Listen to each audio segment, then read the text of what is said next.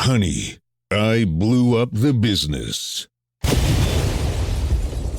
Welcome to the podcast. Margaret Manning, dialing in from Barbados.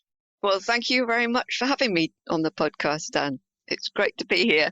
Yeah, we're very excited to have you here. I'm going to burst your bubble slightly. You are our second guest who's dialed in from Barbados. That's very disappointing. I was hoping to be the first at something. So I'm going to have to puncture your bubble because I wish I was in bloody Barbados. It's freezing where I am. But Peter Sage, who's it was a fantastic interviewer. Actually, please check out that interview. He dialed in from Barbados. Anywho, the point being, Margaret is a bit of a legend. I'm going to quote her back to herself now. She's an entrepreneur and unashamed geek. She is an unashamed geek. She's unashamed. I'm very unashamed of being a geek. I spent many years being ashamed of being a geek. You know, you walk into a party, people say, well, what do you do? I'm an accountant and I enjoy it. And they kind of back away. I've stopped being ashamed of being a geek. Yeah, well, you've got to embrace it. Embrace your geek. Exactly. Well, geek is over time we've become fashionable. So that's all good. Well, I'm hoping to become fashionable at some point. Yeah, exactly. At some point, the cycle will turn around far enough where I'll become retro cool or something. Margaret is a digital entrepreneur par excellence. She's got a very long history of growing and selling businesses in Europe, Asia, and Australia. Particularly, she's a specialist around digital business model innovation, and she's won like all the awards you can think of, including the big one from the other female leader in our world, the Queen. Indeed. She got an OBE. Luckily enough, the Queen was still doing the award ceremonies at that point in time, making my mum and dad very proud. Well, I'm very proud of you. Margaret Manning, OBE, I should have clarified at the start of this podcast. So we've got a live one on the podcast today, and she's dialing in from Barbados, where she has parked herself. And we might get onto that because it's a really interesting story and there's some good stuff and something to bear in mind for all of us working remotely nowadays. Before we start, I'm going to remind you that this podcast is brought to you by The Tech Department, which is my company, and that's the one I blew up in 2017. But don't worry, we saved it after nearly busting it. And I really don't want to do that again. So that's why I am doing this podcast, basically, is to help you, the listener, and all your friends and family not go through what I went through. So if you think that's a good thing and you want to help other people, you can help me by reviewing and subscribing and sharing it and all that good stuff. So do a good thing and help me out and help other people. So let's get into it.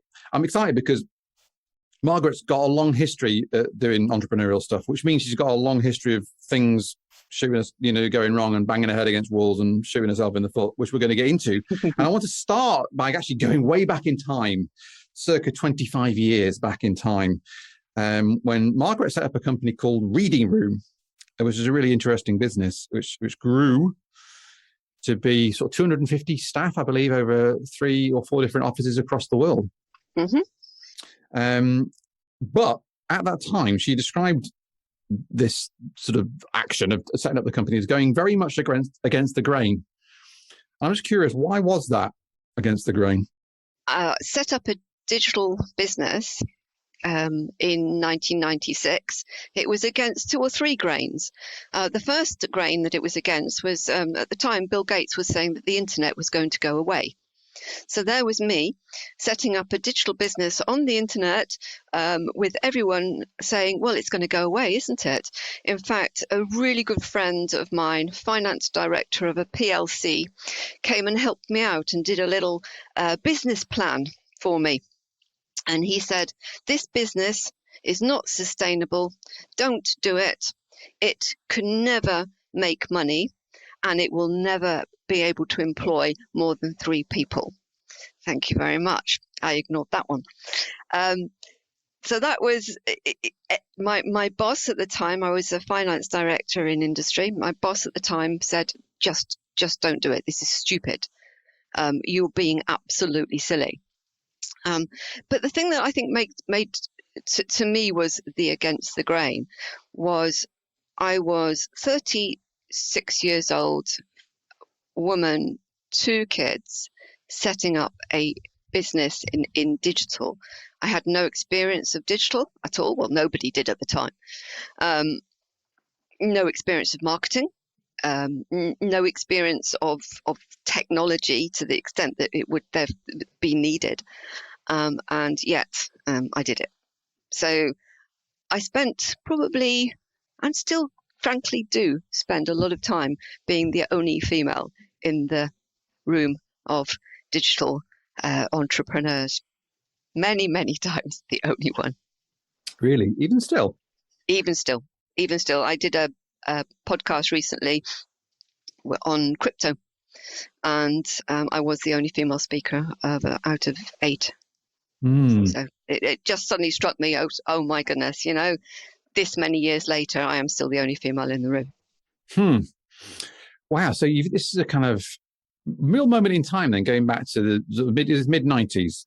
Right. It's mid-90s. It was the wild west of the digital era. From the mid-90s to 2000, it was just the crazy .com boom days. It was incredible. I am so glad that we did it. It was we called it the roller coaster ride from hell.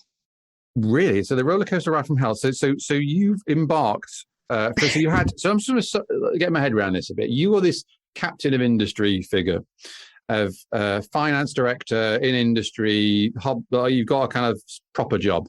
I had a very, very nice BMW as well. Company car, the works. You had nice, cozy life. The full shebang, including a company car, which happens to be. Wow, you were there. So you took yourself in your mid-30s with your family and your BMW and your nice, sort of safe, sensible career path, which I'm sure was illustrious. And then, despite all very good advice, including Bill Gates's advice, you went into. I always listen to Bill Gates, always. Yeah. So you went against him and your old boss, and you chucked yourself into this roller coaster ride from hell. But I imagine at the time, I don't suppose you knew it was going to be a roller coaster ride from hell. Pretty much, but it was one of those decisions. I'd always wanted to be an entrepreneur. My dad ran his own business, and I always really wanted to get into the entrepreneurial world. The corporate world also was becoming very stifling. And it just took a spark. And the spark was that I actually moved. I was in Gloucestershire and moved to London. And London gave me the spark to it was an upheaval to do that. And it made the upheaval of moving into a completely new job, a completely new way of thinking, a totally different life. It made it possible and feasible. So all the kind of pieces of the sort of kaleidoscope were mixed up. Yes. I wish, looking back on things, that there would be more opportunities or more role models for women at that time when I started, to make entrepreneurialism a thing that women could do. It's still not as prevalent as it should be. It's funny because I remember I set up my first business in 2001, so a few years after you. But even then, entrepreneurialism wasn't really a thing. It wasn't a thing. It wasn't. No, it definitely wasn't. It was called setting up a small business. Yes. And it wasn't as sexy as working for a bank. Yeah. Oh, yeah. No, it was like a kind of. I'm trying to remember. I remember going to Business Link. I remember at the time the kind of advisory. Yeah, I remember Business Link. Yeah. Yeah, and they would go, okay, this is what you do. You have to get a 5-year plan, and you have to get it all structured, and you have to know all this stuff. And of course, we just got bored within like 5 minutes and walked out.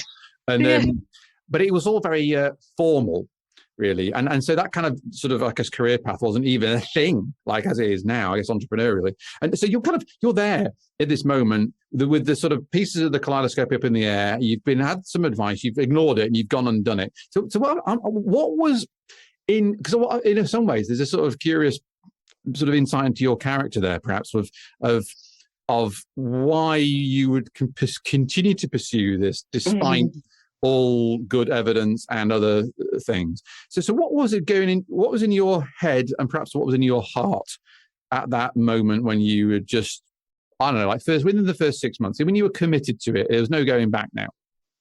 Oh, well, what was in my head? To right at the beginning, we didn't have very much money, had virtually no savings. So got a mortgage based on the job that I was leaving. Resigned on the day that the mortgage came through.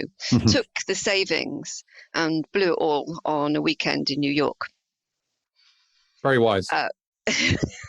Well, there was reason behind this. There might not seem to be reason behind this, but the reason was that savings were not going to be enough to save us if the business went bust.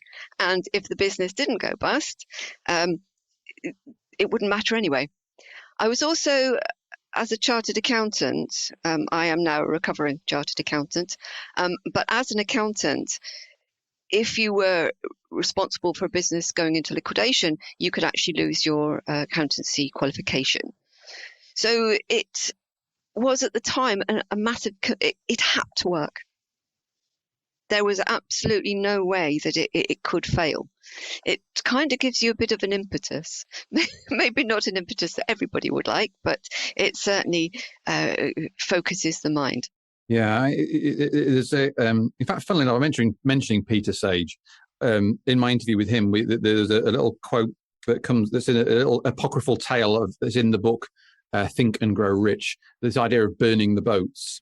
So yes. You're on the armies on the beach and they burn the boats. There's no you can't surrender because there's no way home. So you have to win the battle or win the war. And so that is exactly it. And I wonder now, looking back on it, was it done on purpose? I'm fairly sure it was done on purpose, even though at the time I might not have been able to put that into words. But yes, it was very deliberate. Yeah, so your subconscious decided to really stitch yourself up so there was no reverse gear. Yes, my subconscious often decides to stitch me up. That one worked. Funnily enough, I can perhaps relate to that one. Yeah, yeah, but it's interesting how you see you've boxed yourself into this corner in some way. There's only one way forward. You've got to make this thing work. You're going to show, I guess, the world wrong. Perhaps that was I don't know whether you felt that, but I would have felt that. Very, very definitely. The boss that gave me that advice, I was absolutely convinced I was going to show him wrong, and that is very much part of, I think, of an entrepreneurial character. When we went to Singapore, I was asked by a very, very great friend of mine, very smart person. He said, so it's going to take you 3 years to crack the Singapore government market. I was so grateful that he said that. It took us just one day under 3 months to win our first 2 pieces of major business for the Singapore government. So those type of spurs, I think, are really important for entrepreneurs. We love to prove people wrong. Yeah, there's a sort of belligerent sort of attitude. I know what you mean. It's competitive, I would say, not belligerent. Competitive. Well, there's a sort of I think there's I don't know. I'm speaking for myself, but that idea of like going, I can sort of on one level smugly show that I was right. I don't have to say it. I can just live it, So you're right. So what's happening then in this first very early days in Reading Room, when it's all, you got your motivations aligned, so there's no reverse gear. You're going to prove them all wrong. You're out to happen in the Wild West. What was happening next then? Setting up the business in the flat. We had a printer that actually at one point was sitting under the Christmas tree and eating up the tinsel.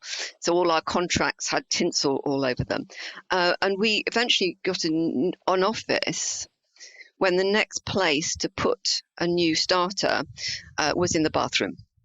We did have the router on the fridge. We had 2 techs sitting in the kitchen. And it was just enormous fun. It was... We were making it up as we were going along, and it was just amazing fun. We had a photo shoot very early on from a magazine, and there were, I think, 6 of us at the time. So we went around the office and just recruited a few other people that work for other companies.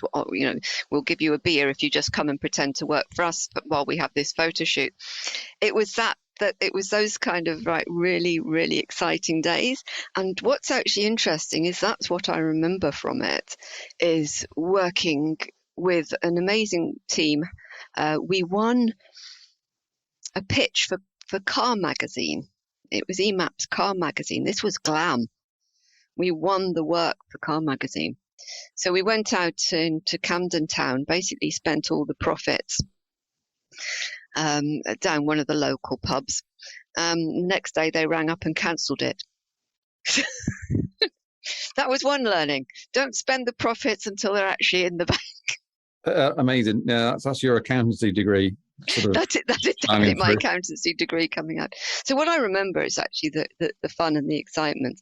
But underlying that, there's also this really vivid memory of sitting with Simon, who is my husband and was the partner in the business, sitting in a car, just holding hands, because a client had again, this different contract being cancelled, and realizing that if we didn't get a piece of work tomorrow, we were going to have to shut. And we just sat there in the car. We couldn't move. We were extremely lucky, and the next day the work came in.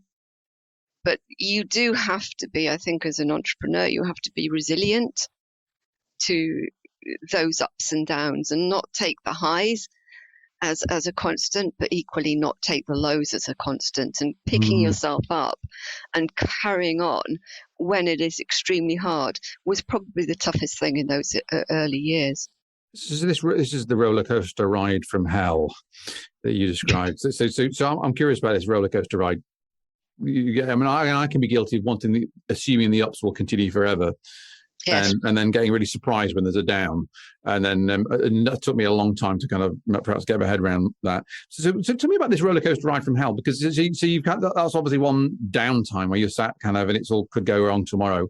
And so and you're in this Wild West environment. So it's this kind of, so you're already throwing yourself into the mix in a way that goes against the grain in multiple ways, into an environment which is itself chaotic in the sense of it's not formed, there's no rules, it's the Wild West, right? So that's compounding the going against the grain element, and the nature of entrepreneurship itself has those ups and downs. So tell us a little bit about what were the sort of going up the roller coaster. What were the highs from that time? Oh, I said that it was mainly the people we were working with, the team that we were working with, most of whom are still friends today. We were going to award ceremonies, standing on stage with our big statuettes.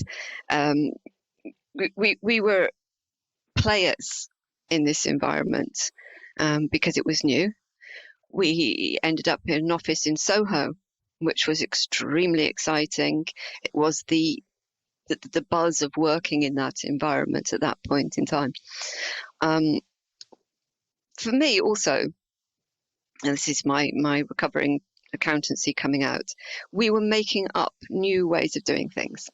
And I loved that. I loved being able to come up with throwing out the rule book.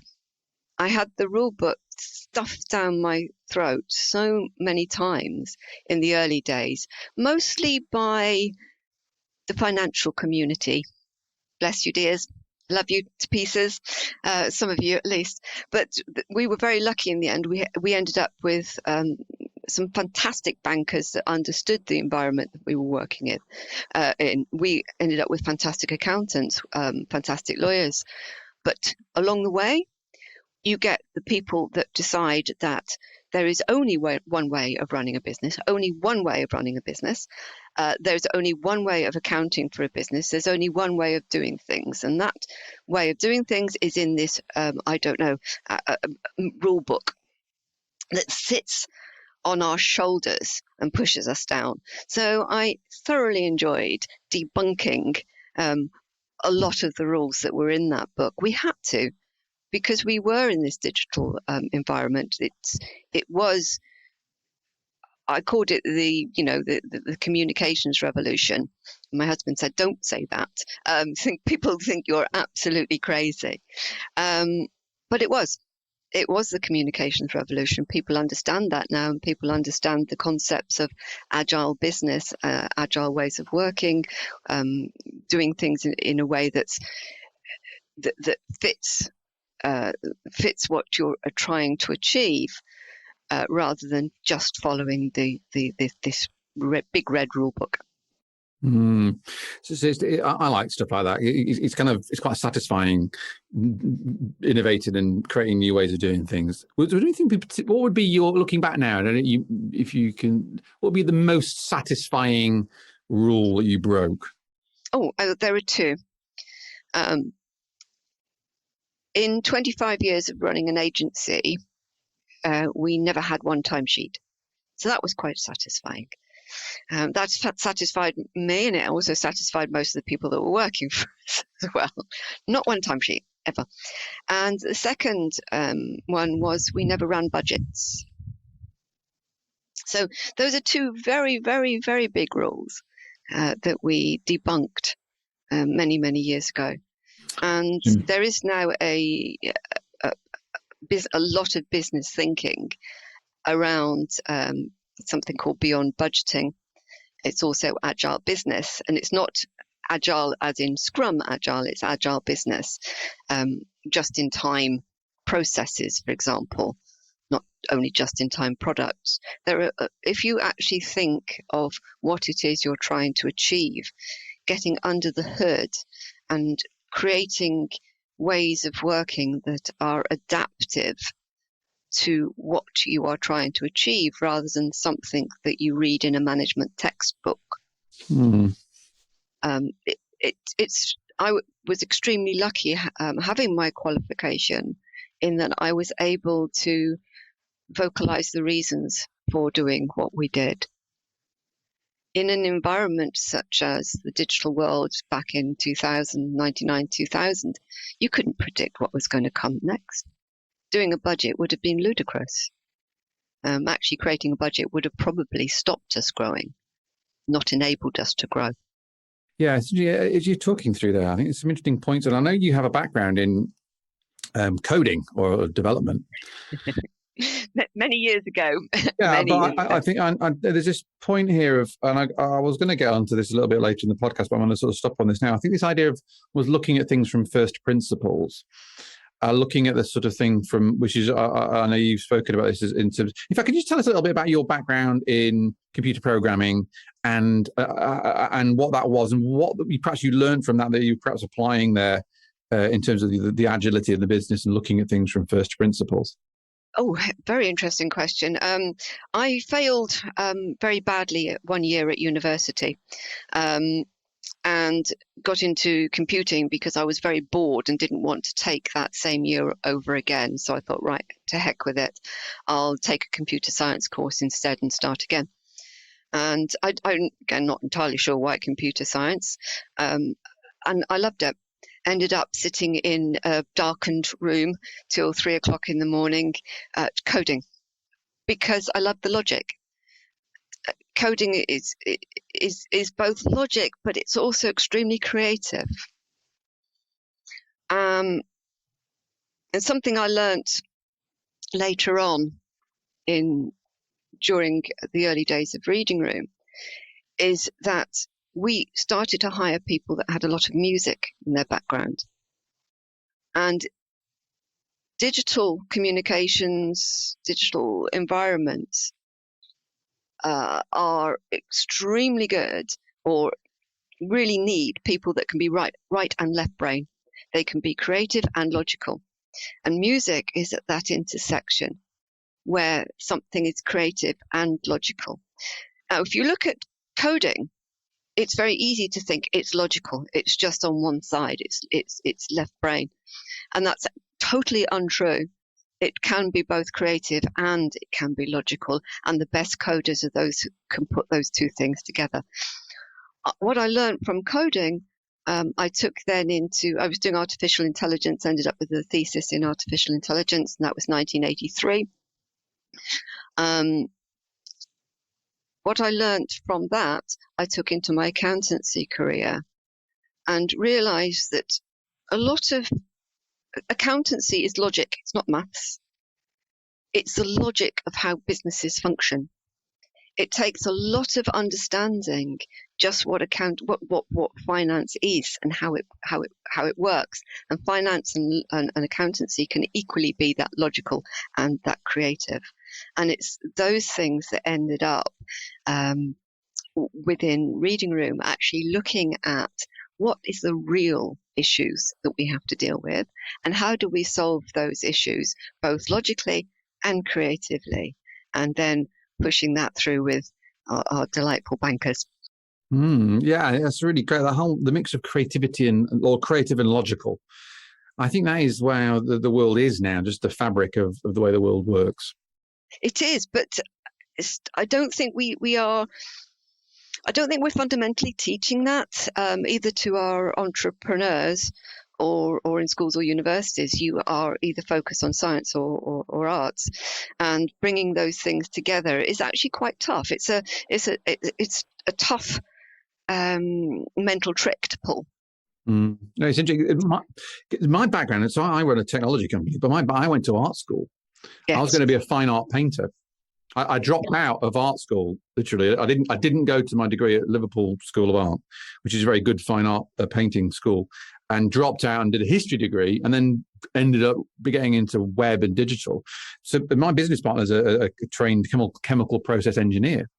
So the way we come together is like logic brain and creative brain, and that's been very much the sort of DNA of what we've done.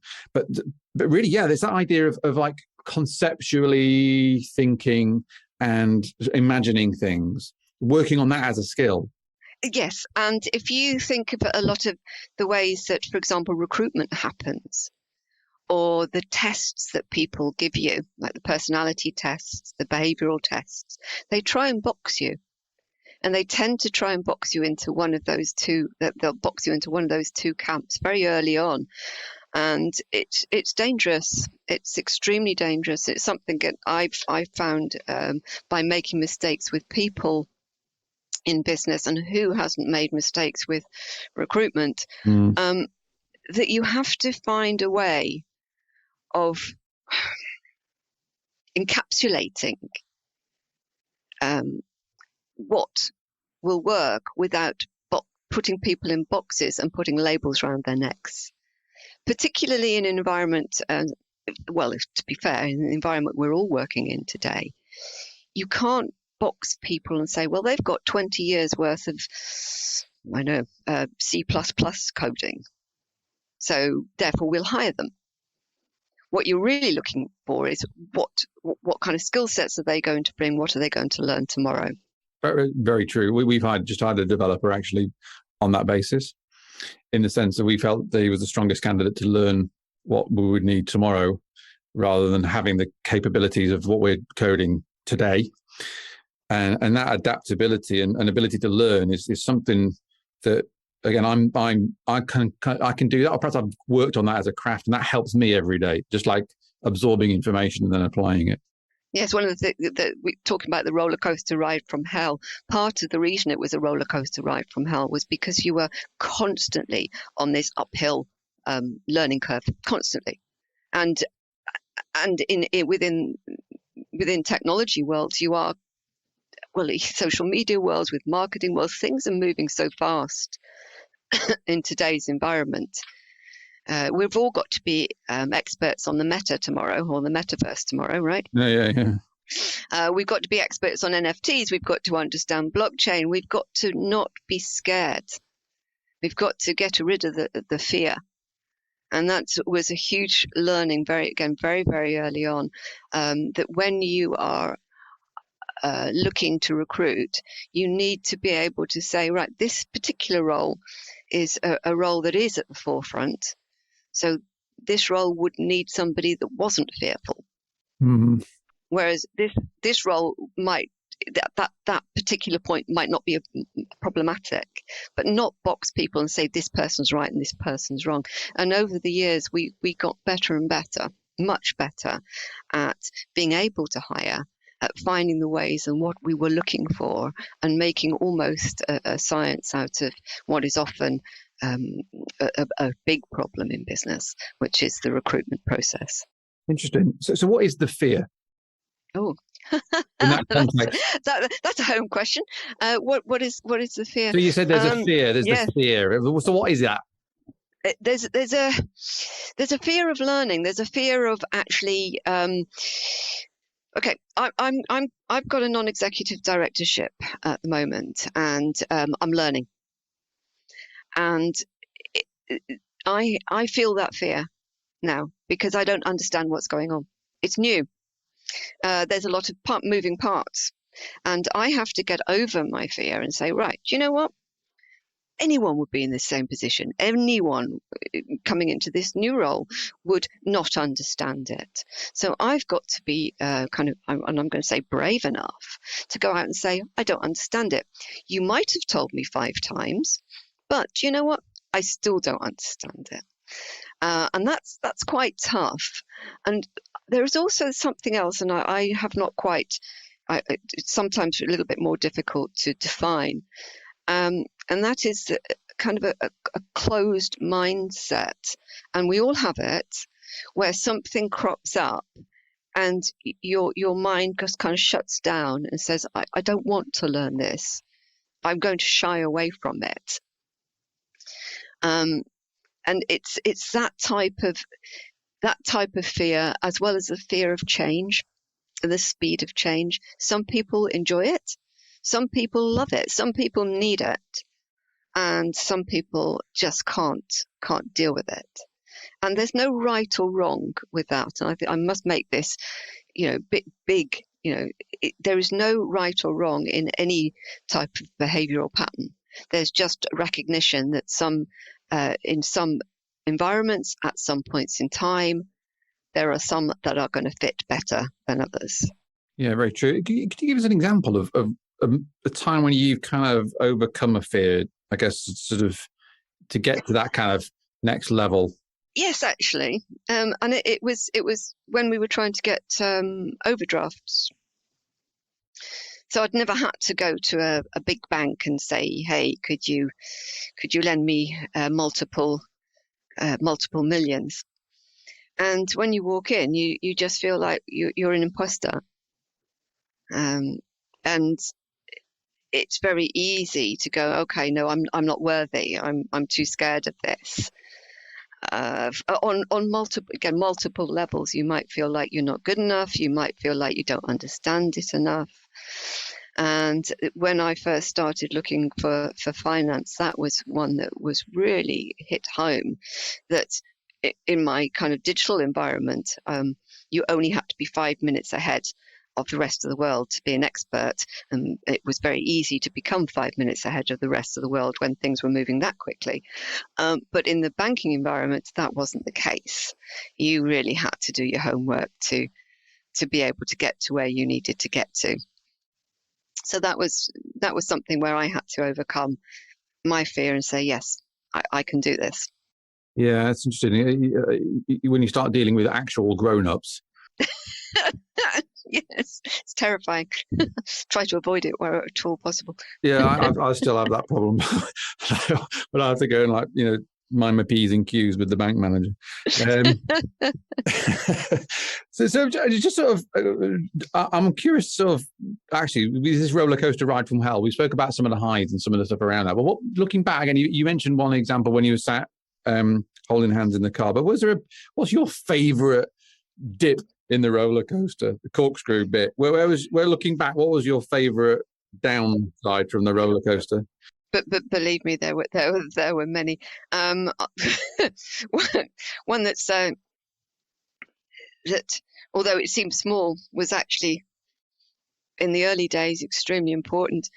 My husband and I, at the time he was my husband then, we'd got married by that stage, and we were going to do a pitch.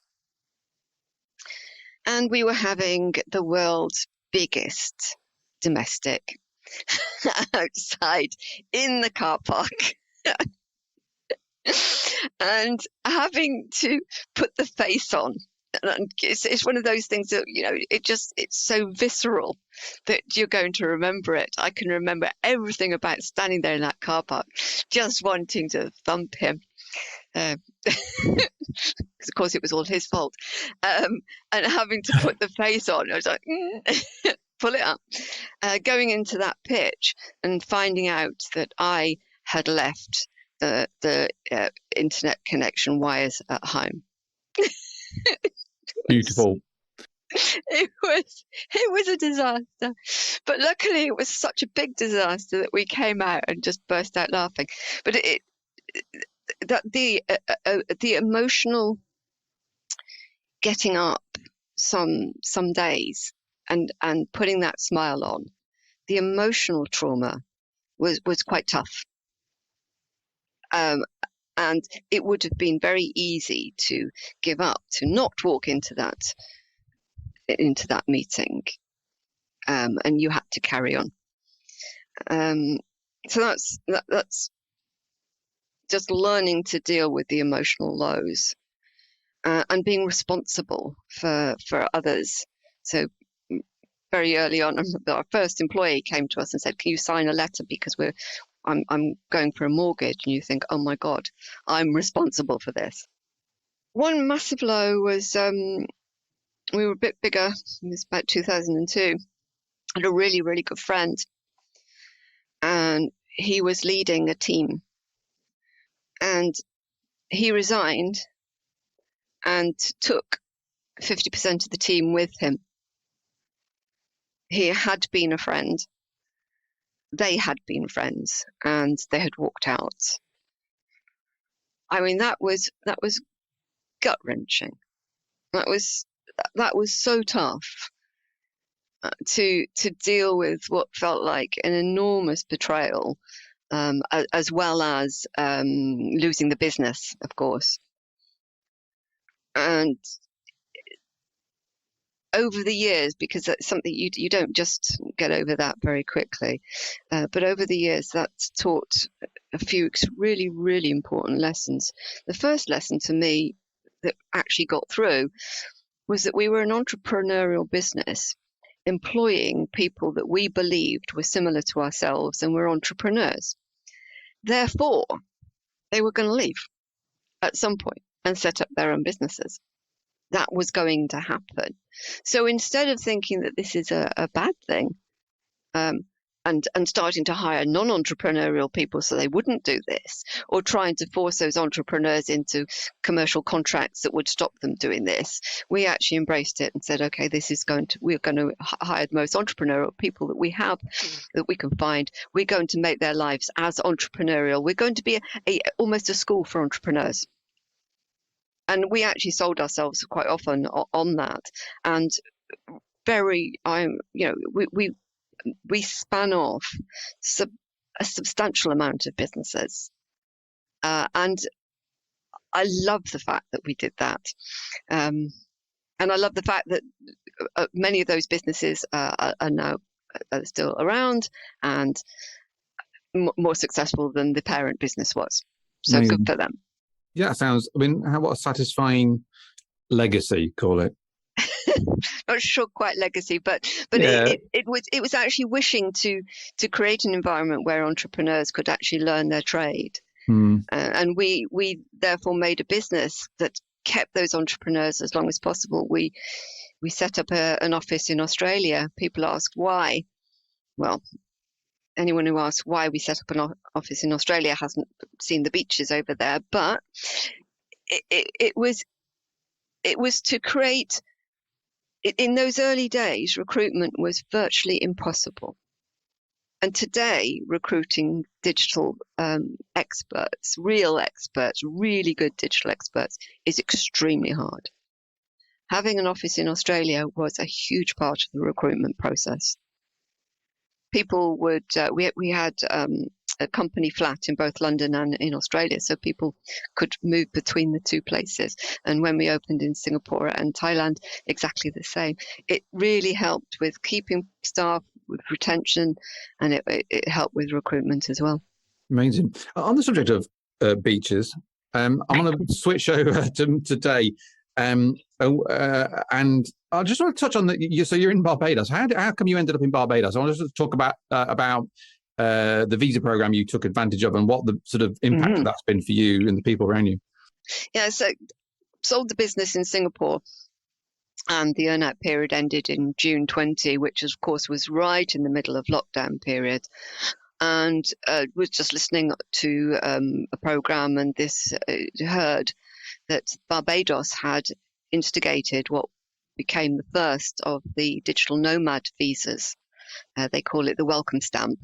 And you can come to Barbados, you can work remotely for a 12-month period. Barbados has now extended that to 2 years. And it was one of those opportunities, a little bit like the original reading room opportunity. You just look at it and you think, well, why not? The business has been sold. There's nothing keeping us here in Singapore any longer. Lockdown across Europe. And here's the opportunity not only to work remotely from somewhere beautiful, but also to join other nomads. And as an entrepreneur, you can often, it can be lonely. It can be a lonely place to be an entrepreneur. You go to a party and you talk to people, and most people aren't entrepreneurs, and they wouldn't understand, or they can't understand the things that you kind of go through, the ups and downs. And to come to Barbados and to be able to have a community of like-minded, risk-taking, it's a self-selecting population of entrepreneurial spirits. Amazing. So you've dropped yourself in this very different environment with a bunch of other people like you. So what's been the impact of that?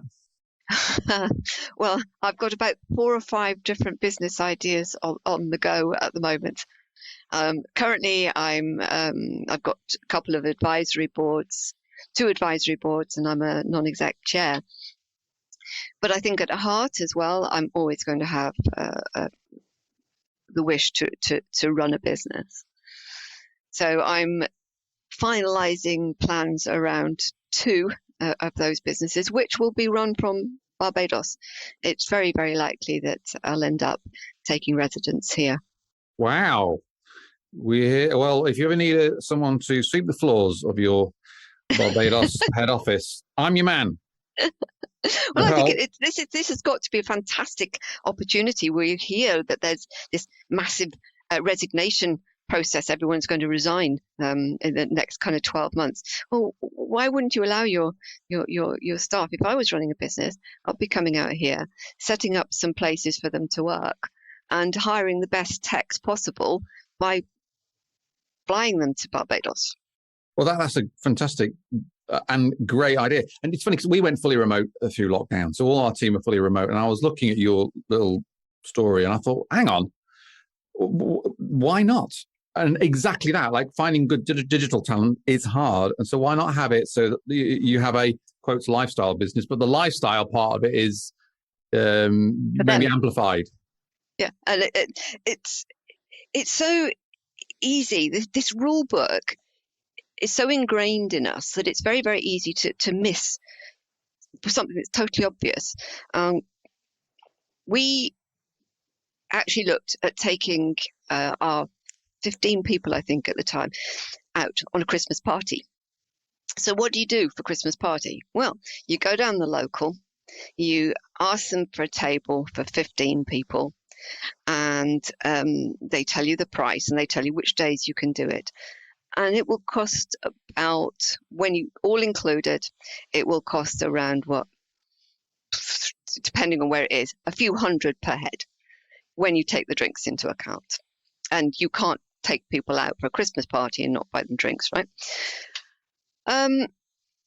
So what we did was that's boring as rubbish. That's really, really boring. Meat and 2 veg down the local, very expensive drinks. So we took them all to Amsterdam.